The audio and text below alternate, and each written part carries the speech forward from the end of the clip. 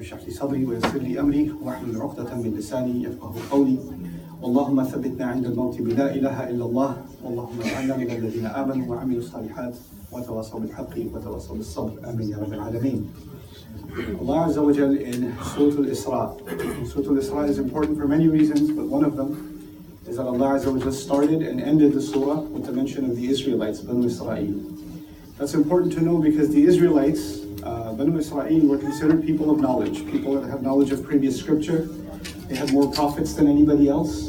And so among the audience of the Prophet ﷺ, the religiously knowledgeable people were Banu Israel. And so Allah mentions them in the beginning and at the end of the surah. So in the middle, a lot of what the surah has to do with is people that have knowledge of deen, that are practicing. Unlike the mushrikun of Makkah who have no background, Allah says, لِتُنذِرَ قَوْمًا مَا أُنذِرَ آبَاؤُهُم. You came to warn a group of people whose ancestors were not warned. Meaning for many generations, the mushrikun had no knowledge. So they were فَهُمْ غَافِلُونَ. But as opposed to that, the Israelites had knowledge. In any case, Allah says this remarkable ayah, and that's really what I wanted to share with you and think about with you, is this short ayah in which Allah Azza wa Jal gave us a commandment, and really a prohibition, meaning Allah forbade us from something. And usually when you're forbidden from something, you think of an action, like don't eat this, or don't look at this, or don't do this, like they're actions. But here, Allah Azza wa Jal is actually speaking not only of action, but also of thought. Allah is preventing us from thinking a certain way, or letting our minds be used a certain way. Right? Because the Quran didn't just come to correct our behavior. As a matter of fact, before our behavior, the goal of the Quran seems to be to change the way we think. And that makes sense because unless you change the way that you think and I change the way I think, our actions are not going to change. Right? So really it's our minds that are being influenced by Allah Azza wa Jal. Which is why you find in the Quran, when Allah criticizes people, He says, أَفَلَا تَعْقِلُونَ لَعَلَّهُمْ يَعْقِلُونَ لَعَلَّكُمْ تَعْقِلُونَ لَعَلَّهُمْ يَتَفَكَّرُونَ. So they think, so they understand, so they think, so they understand. Why don't you understand? Why don't they understand? Etc. And that's constantly a call on us to use our minds. In any case, Allah Azza wa Jalla says in this ayah, وَلَا تَقْفُ مَا لَيْسَ لَكَ بِهِ عِلْمٍ. He says, don't become a follower, in a sense almost like a blind follower, or don't become overly confident in what you don't have any knowledge of. Qafa in Arabic is actually used for the back of an animal's neck. And when people used to ride the animal, then their eyes are constantly on this back of the neck. And wherever the animal turns, that's where your eyes turn. The scenery is changing, but that is one constant. It's kind of like the steering wheel in your car. Wherever you go, one thing is constant in your view, that's your steering wheel. It's right there. You can't escape it.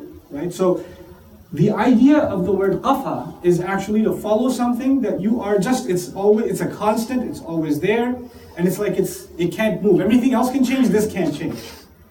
Now what Allah is commenting on here, subhanahu wa ta'ala, is that for some people, there are some kinds of ideas or some assumptions that are like the foundation of a building, they're always there. And then everything else they think about is built on top of that. Okay? To make this easier to understand, let's look at it another way. Somebody walks into the masjid and says, Assalamu alaikum wa rahmatullahi wa barakatuh. Everybody heard it. Everybody saw the person, everybody heard it. But not everybody's thinking the same thing. They're looking at the same thing. They're hearing the same thing. But one person's saying, MashaAllah, he said Salam. And some other guy's thinking, what does he think he is? Walking in and saying Salam like that. I don't like the look on this guy's face. People are processing things differently. Everybody's got their own base, and on top of that, they're building their thinking, you understand? So Allah says, don't formulate opinions, or don't formulate thoughts based on something you don't fully know. What happens for human beings is, we know some bits of information, and we fill in the blanks with our assumptions. We fill in the rest of the blanks with our assumptions. So if somebody's walking that way, or somebody came late, then, okay, now, for some people, as soon as they see they came in late, some people, man, they can't even leave dunya behind. It's Jumu'ah time, astaghfirullah. These are the thoughts that are running in somebody's mind. In somebody else's mind, I don't know what just happened. I don't know if there was a death in his family. I don't know if there was an accident. I don't know what trouble they're having. I pray they're doing okay. That's another kind of thinking. But the second kind of thinking was based on what? I don't know. The baseline was, I don't know. And because I don't know, I will not formulate other opinions. What I see and what I hear is not enough. What I see and what I hear is not enough. So Allah Azza wa Jalla then builds on this idea in this short but profound ayah. لا تقف ما ليس لك به علم. Don't become confident and follow. As a matter of fact, in Ibn Manzur in Lisan al-Arab commenting on this word, he said لا تقف بمعنى إذا قلت سمعت ولم تسمع أو رأيت ولم ترى. Meaning, if you say, you act as though you know the whole story, even though you don't. Or you act as if I know everything, but you don't. You just see one bit and you can fill in the rest with your imagination. And what happens when people get used to doing that is they become very confident in their assumptions. Very confident. So if somebody come to you, maybe somebody in your family, this person is no good. How do you know they're no good? I know people. No, how do you know? But I know. I know, okay? I wasn't born yesterday. I can tell from just looking at someone what's going on with them. And so this idea that you're so confident about sizing someone up just from the look on their face, or just from the way they're dressed, or just from one thing they said. You can say one thing and I know everything about you now. I got you all figured out. This is لا تقف ما ليس لك به علم. And this is not just done in your personal life. This is done in the media. This is done in politics. This is done in academics. This is done in every sphere of life. You can take bits of information and create a story. Now before I get to the rest of the ayah, again I want you to visualize some things. You see, the way information works, the way knowledge works, I could quote one ayah, and I could quote another ayah, and another ayah, and another ayah, and give you a conclusion. Right? And I could quote 5, 6, 7, 8 ayat or hadith, and at the end of those ayat and hadith, there is a conclusion. And if you don't know any better, you would think, man, he has all this evidence for his conclusion, because he proved his point using Quran and Sunnah. But it's possible, and this is the part I really need you to pay attention to, it's possible for people to come up with a conclusion first, and then make a list of the evidences later. Knowledge is supposed to be, first you come up with evidence, you think about the evidence, and then you come up with the conclusion. So the conclusion is supposed to be the last thing you arrive at. But in some people's mind, and I've seen this happen in the study of Islam, forget something else, even in the study of Islam. In the study of Islam you can have, somebody decides that women are inferior, or women are bound to go to hell. Somebody decided that this is their thesis. Now that they've made that conclusion, they're going to find bits and pieces of ayat and hadith from wherever they can find, and string together, and then give a speech, and it sounds like they got so much daleel to get to this conclusion, and all the hadith, all the ayat that contradict this conclusion are somehow missing. They weren't mentioned. But for someone listening, it sounds like they are following knowledge. This is also the antithesis of وَلَا تَقْفُ مَا لَيْسَ لَكَ بِهِ عِلْمٌ. This is what they do in the media, don't they? They take one story, one soundbite, one snippet, one incident, one picture, then another one, then another one, then another one, and paint a picture about a group of people, paint an entire picture about a religion, and come at that conclusion. When you say, where did you get this conclusion? They say, look at all this evidence. And conveniently, all the evidence that contradicts this conclusion is missing. This is why when you try to arrive at a conclusion, you and I are supposed to look at the evidence for something, and also with an open mind look at the evidence against something, and really find a balanced view towards the end, and then say, okay, this is the conclusion one has to reach. What's Allah's remedy? Allah's remedy in this ayah is actually the remembrance, interestingly enough, it's the remembrance of Judgment Day. It seems unconnected. It seems the ayah in the beginning was, don't follow something that you're not certain of. Don't make the false basis for your thoughts. He says, إِنَّ السَّمْعَ وَالْبَصَرَ وَالْفُؤَادَ. Now we'll stop there for a second. He mentions three things. He says hearing, seeing, and the heart. He mentions three components. Hearing, seeing, and the heart. And these three are in order. The first thing we're going to be asked about is hearing. And hearing is more important than seeing for human beings. As a matter of fact, the most important gift that human beings have been given is the Quran. And the Quran is not something to see, the Quran is something to hear. Believers all over the world, their declaration of faith is we hear and we obey. We heard a messenger calling to the call. سَمِعْنَا مُنَادِيًا يُنَادِي لِلْإِيمَانِ سَمِعْنَا وَأَطَعْنَا. Right? فَاسْتَمِعُوا لَهُ. Listen to it. The message is supposed to be heard before anything else. Heard before anything else. And this is important.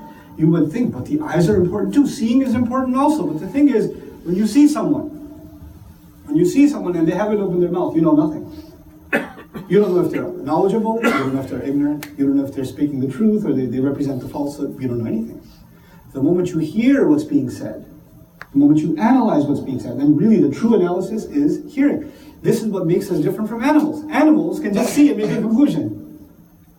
Animals can just see, but human beings don't just hear sounds, we process, we analyze.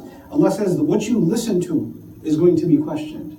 You know what that means before we go any further? It means that you and I have to become very serious about where we get our information from. What is it that we're listening to? Who is it that we're listening to? Why is it that we're listening to them? And even if you're listening to anybody, even if you're listening to the news, or to some lecture, or somebody give a talk, or whatever you're listening to, in what way are you processing it? Are you processing it with the assumption that I already know what this guy's all about? I already know what these people are all about? Either you're overly in favor of something, like some people love a certain news channel, right? So even before the speaker speaks something, they already know he's going to tell the truth. This is absolutely true no matter what, because this is the channel that protects my country. You know, they've already made that decision. Or there are people that are so against, before the guy even opens his mouth, this guy's nonsense. These people don't know what they're talking about. You haven't even heard, you've just seen, and you're like, you've written people off. No, whether you're against someone or in favor of someone, be ready to stand against someone you're in favor of. Be ready to stand in favor of someone you might have been against. Maybe 99% you disagree, but the 1% you agree, you have to say, I agree. You can't just disagree with everything, because the ultimate loyalty is actually to ilm. لا تقف ما ليس لك به علم. So, you know, for young students that study Islam, study Deen, they develop a love of their teacher. Whoever they study Quran from, tafsir from, hadith from, fiqh from, aqidah from, they develop a love of them. Now, out of love of them, if they said something and it's not making sense to the student, it's not making sense. I mean, you have this opinion, you have this conclusion, but I've read otherwise, or I've learned otherwise. And you're saying, well, now I have to choose between my loyalty to my teacher or my loyalty to what I'm convinced of, and I should question. And some students say, I shouldn't even ask the question because it's disrespectful to the teacher. And I say, how? If angels didn't understand something, they asked Allah. Why are you putting a human being on earth? He's going to spill blood. They asked who? They asked Allah. And that's not disrespect. So how are you and I thinking that questioning something to get to knowledge is disrespect? As a matter of fact, the greatest fuqaha in the ummah, all of them became great because they disagreed with their teachers. That's how they became what they became. You know? So that's a bit on the side about hearing. Then he says, in the sam'a wal basar, to look at something. Now, this is a process Allah is telling us. The process is, first, you really have to analyze the information. And once you truly analyze the information, the way you see things is going to change. I told you, when somebody walks in, everybody sees the same thing. But if they're thinkers, then they will actually end up seeing the same thing. They will not make assumptions. They will not fill in holes with what they don't know. So the way they look at reality, the way they understand events is going to change. They're not going to jump to conclusions towards or in favor of someone. They're not going to jump to conclusions against someone. They're not going to say, I already know what happened. I'll tell you one interesting story. So, and then inshallah we'll conclude because I know I am late. So, Musa alayhi salam was a royal. He was raised as a prince in Egypt. And the followers, his own race, the Israelites, were slaves. And they were treated like garbage. The police used to beat them up. Quran even says that they used to let their women live and kill the sons every other, Quran doesn't say every other year, but every so often, because they didn't want too many boys. Because that'd be too many population, they might stand up and fight against them. So they wanted to control the population of the slaves. But let the women live also means humiliate the women. And the men couldn't do anything about it. This is the kind of life they lived. And they were tortured and beat and forced to do work. This is what they were used to doing. Musa alayhi salam is in the street one day, empty street, it's qaylula time, it's the afternoon time, hina ghaflatin min ahliha. He sees a police officer beating up a slave. He sees a cop beating up a slave. Now, this is not a new scene. You've seen this 1,000 times. You see, this happens every day in Egypt. And it's been going on for centuries. Do you understand? And here he is, he sees yet another police officer beating yet another poor slave innocent guy. And he decides to defend. And he throws in, you know the story, he throws a punch and the police officer died. He tried to stop it, he threw a punch, the police officer died. What's interesting to me is what he said right after that. Immediately after Musa alayhi salam punched him, Quran records in Surah Al-Qasas, he said, هَذَا مِنْ عَمَلِ الشَّيْطَانِ. This is from the work of shaitan. What he just did, he called it himself work of shaitan. Why?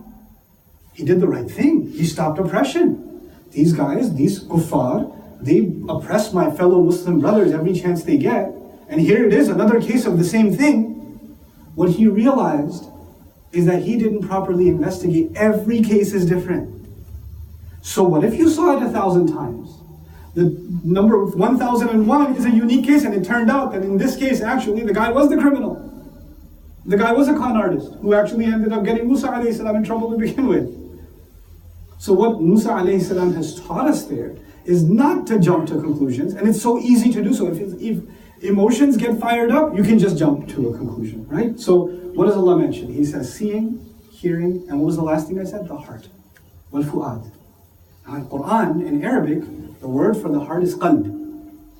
But another word for the heart is fu'ad, which comes from the verb fa'ad. Fa'ad al-lahm, or lahmun fa'id, to roast meat. The word is used when your heart is overwhelmed. Like if you're really angry, or you're really excited, or you're really in love, or you're really full of hate, or you're really anxious, or you're really afraid, or you're really sad. When your heart is set on fire by an emotion, when you're overwhelmed by an emotion, then it's no longer called qalb, it's called fu'ad. Allah is saying that when you hear something, and you see something, and it fires you up, and because it fired you up, you acted a certain way. You got emotional, you got riled up, and you acted a certain way. And then later on, when people do that, they say, you know what, I wasn't myself. I did that, I didn't mean it. That wasn't me. This is now the normal me. When people get fired up, they say things, they do things that they wouldn't normally do. Allah says all of that is going to be interrogated. Meaning you're not going to be able to say before Allah, Ya Allah, I was really emotional at the time and that's why I did that. Allah says, I will ask you about what you heard. I will ask you about what you saw. And I will ask you how you allowed your emotions to run crazy and do whatever you want. I will ask you about that. You will be questioned about that. Why? Because if we truly were people of listening, if we truly were people of analyzing, then our emotions would not be the first response, our thinking would be the first response. And that's really the conclusion of what I wanted to share with you. You see, how will you know that you're following this ayah or not following this ayah? Because this commandment of Allah is powerful. How will we know? And I said it's reminding us of Judgment Day because Allah says, Allah will question us on Judgment Day about this. Did you follow this process? How do you know and I know if we're following this process? When you hear any news, or you're in the middle of a conversation, or you get some information, if you are the kind of person that quickly gets emotional, and has an immediate conclusion about what all of this means, before you say, hold on, let's think about this. Hold on, let's analyze this. Let's get the full picture before we jump to conclusions.